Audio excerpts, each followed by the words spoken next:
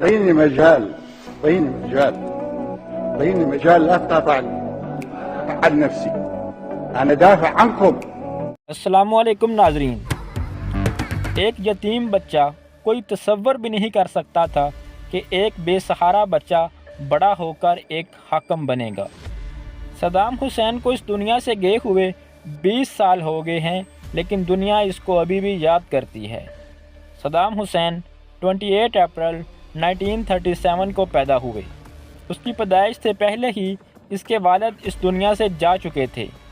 غریب ہونے کی وجہ سے محلے کے بچے اس کو بہت تنگ کرتے، اس وجہ سے وہ اپنے ساتھ ایک سٹیل کا راڈ رکھتا، جو بھی اسے تنگ کرتا اس کو مارتا تھا۔ اس کے اندر ڈر نام کی چیز نہیں تھی، وہ بہت غصے والا اور جوشیلا بچہ تھا۔ صدام حسین 15 سال کی عمر میں ہی اپنا گھر چھوڑ کر اپنے ماموں کے پاس چلا گیا۔ اس کا ماموں ایک پولیٹیکل پارٹی سے تعلق رکھتا تھا، اس وجہ سے صدام حسین نے بھی وہ پارٹی جوائن کی۔ اپنے ایٹیٹیوڈ کی وجہ سے جلد ہی پارٹی میں نمایاں ہو گیا۔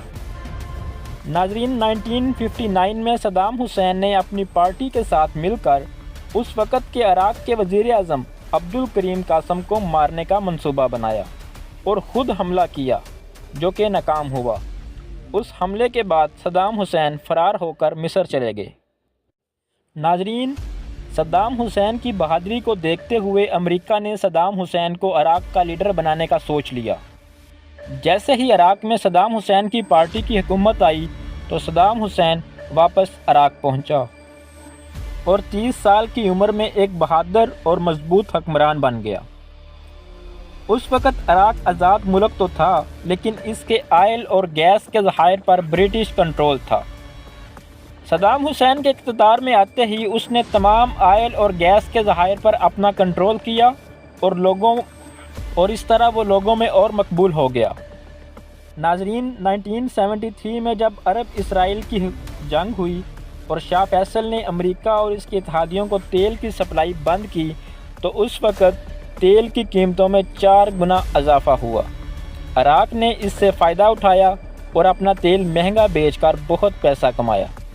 صدام حسین نے وہ پیسہ عراق کی تعلیم اور صحت پر لگایا۔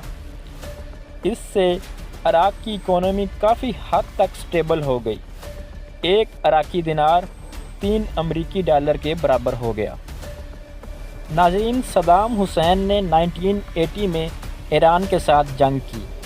اس وقت ایران پر حکومت آیت اللہ خمینی کی تھی۔ اس جنگ میں امریکہ نے عراق کی حمایت کی اور خفیہ طور پر اس کا ساتھ دیا۔ ناظرین، تقریباً 8 سال یہ جنگ جاری رہی۔ دونوں مسلم ممالک کو شدید مالی اور جانی نقصان ہوا، لیکن کوئی بھی ملک فاتح ثابت نہ ہوا۔ اس جنگ کے بعد عراق پر اربوں ڈالر کا قرضہ چڑھ گیا۔ صدام نے سوچا کہ اگر کویت پر قبضہ کر لیا جائے تو اس طرح آئل کے ذخائر بڑھ جائیں گے اور معیشت مضبوط ہو جائے گی۔ ناظرین، 2 اگست 1990 کو صدام حسین نے کویت پر حملہ کیا اور عراق نے کویت کو اپنا 19واں صوبہ قرار دے دیا۔ ناظرین، 28 فروری 1991 کو امریکہ اور اس کے اتحادیوں نے کویت پر حملہ کیا اور عراق کی فوج کو وہاں سے نکال دیا۔ اس آپریشن کو آپریشن ڈیزرٹ سٹارم کا نام دیا گیا۔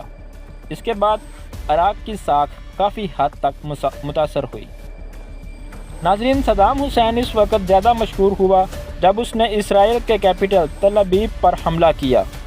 اس حملے کے بعد صدام حسین عرب دنیا میں بہت مشہور لیڈر مانا جانے لگا۔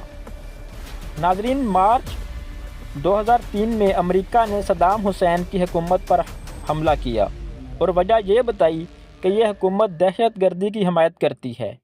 9 اپریل 2003 کو اتحادی افواج نے بغداد پر قبضہ کر لیا۔ صدام حسین اور اس کے بیٹے فرار ہو گئے اور ملک میں ہی چھپ گئے۔ امریکہ نے بیٹوں کے سر کی قیمت 15 ملین ڈالر رکھی اور صدام حسین کے سر کی قیمت 25 ملین ڈالر مقرر کر دی۔ انعام کی رقم سن کر صدام کے دونوں بیٹوں کا پتہ چل گیا، جو کہ ان کے اپنے دوست نے ہی انعام کے لالچ میں امریکہ کو دیا۔ CIA والے یہ خبر سن کر خوش ہوئے اور اس لڑکے کو انعام کے طور پر $30 ملین دے دیے اور خود اس گھر پر کارروائی کی اور صدام حسین کے دونوں بیٹوں کو میزائل سے حملہ کر کے مار دیا۔